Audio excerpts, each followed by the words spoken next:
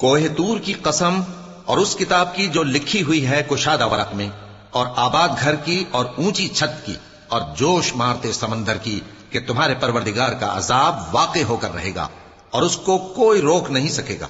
جس دن آسمان لرزنے لگے کپ کپا کر اور پہاڑ سچ مچ اڑنے لگیں، تو اس دن جھٹلانے والوں کے لیے خرابی ہوگی جو بیکار باتوں میں پڑے کھیل رہے ہیں۔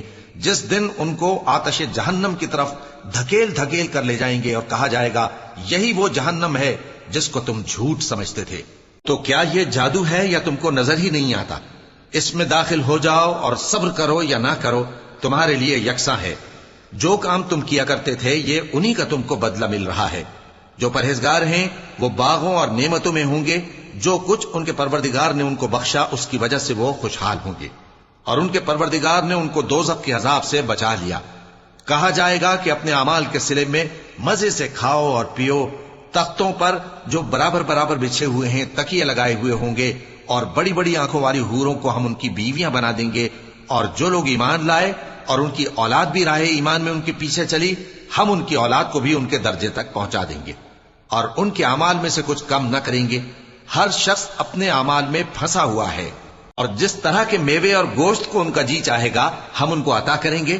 وہاں وہ جام شراب کی چھینا جھپٹی کریں گے جس کے پینے سے نہ کوئی لغو بات ہوگی اور نہ کوئی گناہ کا کام، اور نوجوان خدمتگار جو ایسے ہوں گے جیسے چھپائے ہوئے موتی جو ان کے آس پاس پھریں گے، اور ایک دوسرے کی طرف رخ کر کے آپس میں گفتگو کریں گے، کہیں گے کہ اس سے پہلے ہم اپنے گھر میں اللہ سے ڈرتے رہتے تھے تو اللہ نے ہم پر احسان فرمایا اور دوزخ کی گرم ہوا کے عذاب سے ہمیں بچا لیا۔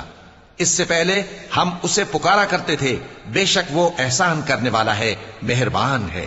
تو اے پیغمبر تم نصیحت کرتے رہو، تم اپنے پروردگار کے فضل سے نہ تو کاہن ہو اور نہ دیوانے۔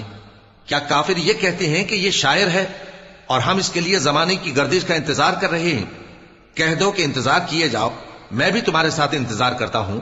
کیا ان کی عقلیں ان کو یہی سکھاتی ہیں یا یہ لوگ ہیں ہی شریر؟ کیا کفار یہ کہتے ہیں کہ ان پیغمبر نے قرآن از خود بنا لیا ہے؟